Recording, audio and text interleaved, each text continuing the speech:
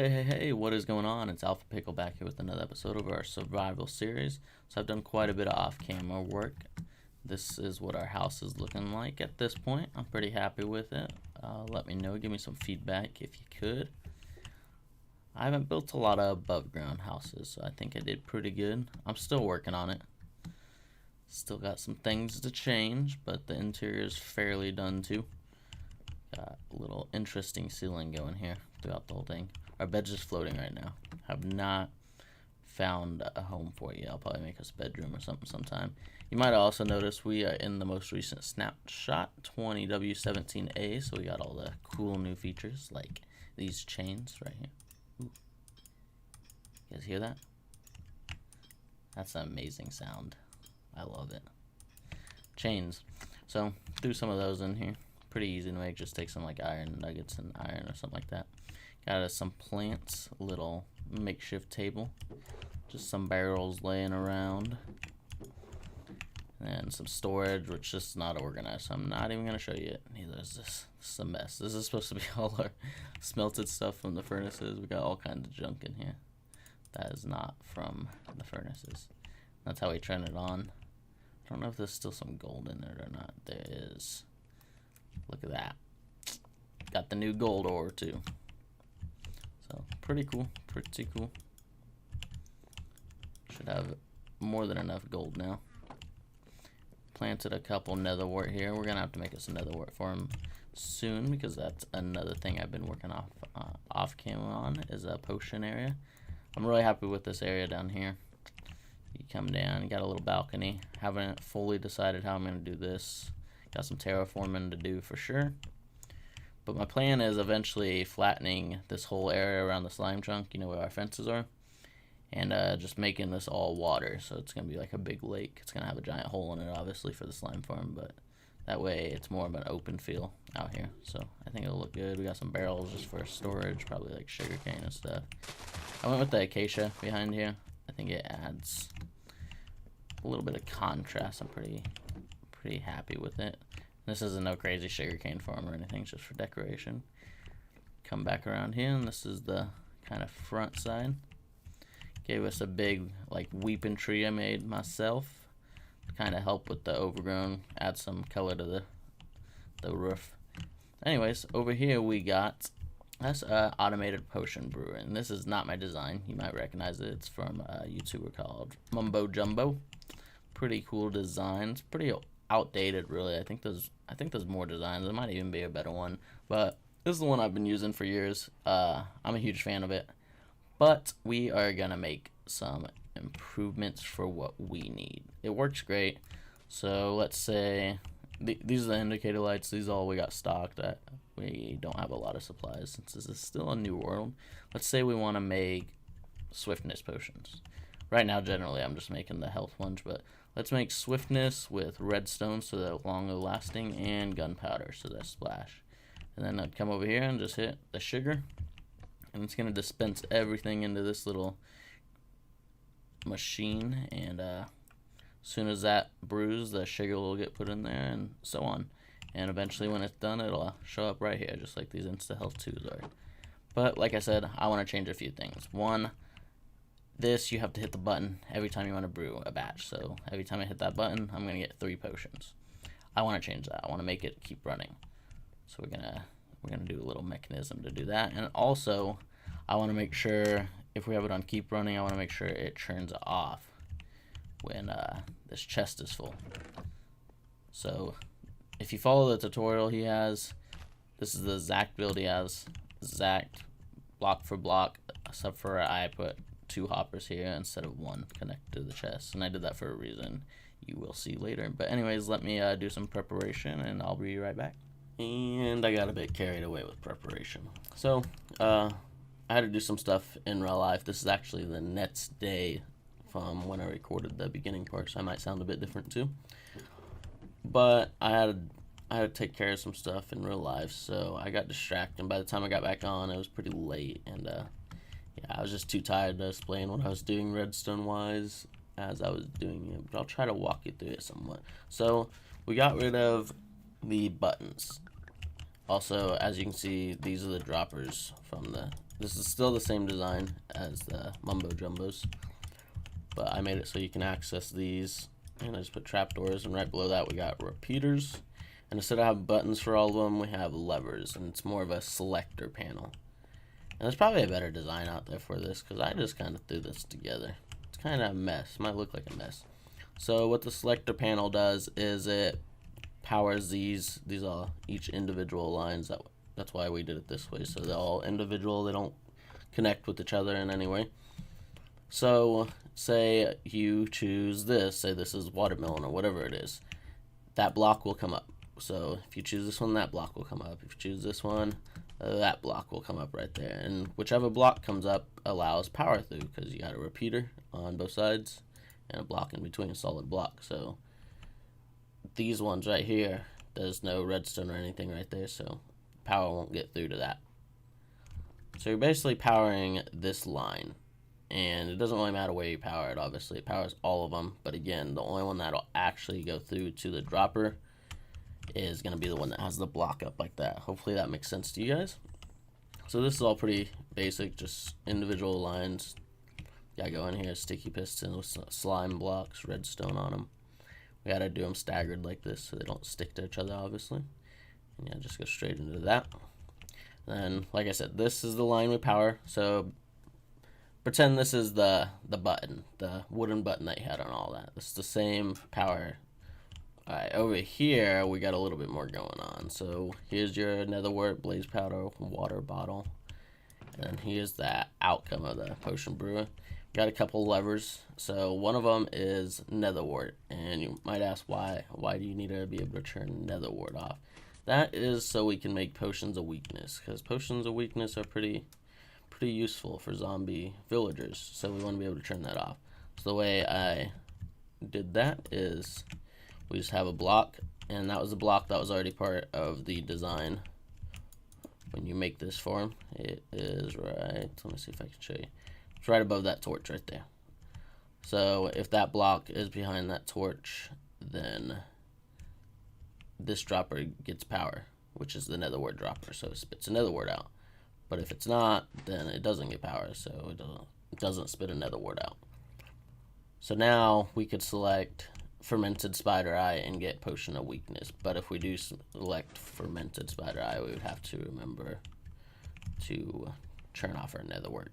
But right now we're going to keep it on. This is the autofill.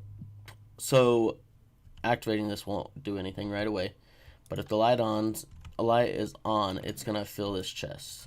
It's going to keep brewing potions that you selected. Whatever you selected, it's going to brew until that chest gets full, or close to full. Which I might have to change a little again. So let's actually just get it running. Let's see what we have a lot of. Probably only sugar. We're pretty low on everything else. 16 nether wart should be good. We're good on water bottles. So let's do potions of swiftness. Let's do splash with redstone again, because we want them the best ones. So as soon as I hit this button just goes into that power line I was talking about. Just it's the same as if you had a button right there in the tutorial. So, but I isolated it to one button since we have the selector panel up here. So let's go ahead and press this button, and you'll see. Give it just a moment. And there we go. We got the 3 potions, and we got all the supplies up here. The rest will come in a second, just kind of far away. There you go. So that's your potion brewer. And this mechanism works the exact same. So as soon as that last gunpowder, the last item leaves that hopper, it detects that and activates the pulse lengthener over there that basically unpowers, and after so long it unpowers this hopper to allow the potions to go into the chest. So with the potion going into the chest, if you didn't know, with them just breezing by right here into the chest through this hopper, it'll only activate this once. Yeah, there's 3 potions, but it's not going to activate this 3 times. I made sure of that because we wouldn't want that. So what we got going here is this is the one that activates the system again, because it detects that those potions are done, came through the hopper, so we need to activate the button again so it brews another set automatically. So we just take that and we put it into just a very small pulse extender. We just needed a little bit longer so that way it's the same length as like a wood button press, because that's what you need for this to timing perfectly. So we just got one repeater on 4, one repeater default, and the signal just goes into this block. And this block pulls the signal and sends it straight back to where that redstone line is that I said is the same as the button in the beginning. So that's where that goes. Just sends the pulse, just like a wood button, straight back there every single time. So it'll just keep brewing, which I think it just did it. Yeah, it did. Look. And we got a set already. So now it's doing it again. You got a little bit more going on here. So this is the comparator that detects the chest. And we got it going 13 blocks. You can ignore that one for a second. So 13 blocks. 1, 2, 3, 4, blah, blah, blah, all the way down and around. And it goes into this piston. So as soon as that gets to 13 redstone length, it's going to power this, which is going to unpower that torch and unpower the piston. So this block will get sucked up. And the reason for that is because as soon as that block's sucked up, the power won't go through this. Obviously, hopefully that makes sense. And if the power won't go through this, it won't keep running. So that's basically the shut off when the chest gets full. And then this one redstone dust is just connected to our lever to turn the autofill on and off. So this overrides this basically. So right now we got it on autofill, so it's powering, or no, the lever is actually powering this torch, which is off. So right now, since we got it on autofill, this is not getting powered by that. This is getting powered by this. So if we flip this the other way, it's gonna, I guess we can go ahead and do it. It's gonna instantly take that block up, just like if the chest filled up. Same concept there.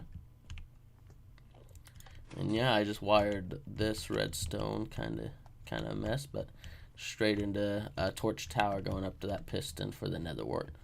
That's pretty much all the redstone. And this is that line I was talking about. It goes straight back into there's a redstone dust on top of that block, 2 more repeaters, and it goes back into that line of redstone for the button. So let's see if we can get up there real quick. Right there. And there we go, and it'll just activate again. Alright, I am back again. I think I have ironed out all the kinks. This is actually my second or third time trying to record the same segment, because every time I said that and I pressed this button right here to show you guys, guess what? I didn't iron them all out. It kept having issues. It kept dispensing like 3 sugar. Everything else was 1. That's why it didn't make sense. It was dispensing 3 sugar, but everything else is dispensing correctly. And it was getting the sugar here every time before the nether wart, and I don't know why. I believe it had to do something with these blocks here, but honestly I could not tell you. I think something was getting bud powered by this, since I have a piston pulling in stuff now. I think it just caused issues somehow and it's bud powering it, but I could be completely wrong. You could never hear what I am saying now, because when I press this button and it doesn't work, you ain't gonna see this clip. But hopefully it does work and you do see it. So let's just pull those out, and should have plenty of everything else, I believe. Yeah, let's go ahead and try this one more time. Come on. Nether wart, that's a good sign. Sugar. Redstone, gunpowder. So I believe, I haven't tested a ton. I'm running out of supplies. And I have way too many stupid splash potions of swiftness, so we should be able to use those more frequently right now. But I believe that it is working now. 100%. Let's actually put some of these back in. I know you guys probably seen enough of this, but so I changed a couple pieces of redstone. I don't know if it actually affected it or not, but I did it because I thought there might have been issues with bud powering and such. Because this redstone torch was right here, so I had to have repeaters here. So instead, I got this wooden button going straight into redstone, no repeaters, because I thought maybe it was a timing issue, it was powering it too long. Which didn't really make sense, because in theory, I think that would cause issues in the rest of the system too, not just this dropper, but who knows. So I changed that, kind of realigned it. I don't know if you saw it previously on the video. Hopefully you can see all the redstone. There's the torch getting powered down there. So in case you want to copy this, doubtful. It's kind of a mess. If you guys do, I mean, I don't know if I can really do a tutorial on it, because the machine itself is not my design. But we kind of just missed it. When this fills up now, I have it fill completely full. As soon as that gets full, it sends that redstone signal just like before. And I changed this to be 14 long instead of 13. So it's 14. That's the 14th block, then repeater. Then I also had to change where the potions come through to activate the automated cycle. I had to put 2 repeaters here on 4 delay instead of just 1, due to the fact otherwise it would go ahead and brew 1 more set before it detected this. So like as soon as this got in there, and the chest would be full, that pulse would get barely pushed through that block before it got pulled up. So it'd get 1 more cycle going, so we would have 3 more potions in the system. And look, there's an issue right there. So I'll start to iron out some kinks, it looks like, for some reason. But yeah, so just change that from 1 to 2, and seems to be working good. So for that sugar issue, and I really don't know what the issue is on that, but hopefully my brain will come up with something later when I'm not so dead from all this redstone. Also, I didn't show you guys this. This is our water bottle filler. So as you might guess, it's pretty simple to use. You just right click and you get the water bottle. And if your inventory is full, instead of going into your inventory, it'll just fall on the ground, which there's a hopper located under this that goes to a simple dropper elevator and takes them all the way up to fill our water bottles, which we're pretty low on, surprisingly. So I'll have to get that pretty full too. I've been doing a lot of brewing for no reason, but it's okay. It's okay. Still pretty low on that.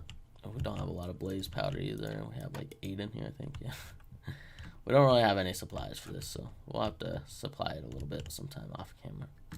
Anyways, I'm gonna get some stuff together, and I'll show you what we're doing next. I'm pretty excited. Well, we are back. I did not realize how long the episode already is. Sorry if it was kind of boring. Probably went too in depth on this, but I'm gonna still tinker with it a little bit. So if I change anything, I'll let you guys know next episode. I was gonna kill the Ender Dragon today, but it looks like we're gonna have to wait till next episode. But look at what we got here. You ready? You ready? Are you ready? We got nothing. No, I'm just kidding. This is all our supplies. So you're probably asking why I got a few of these things. Well, don't ask, because we have them. And we're gonna kill the Ender Dragon. I think we're pretty geared up on potions. We got some swiftness to find the stronghold quicker. We'll probably have 1 left over for the actual fight too. Why not?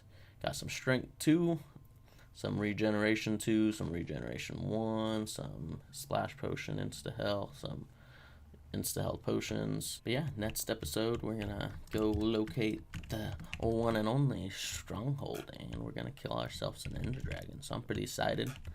So I will see you all next time. Bye bye.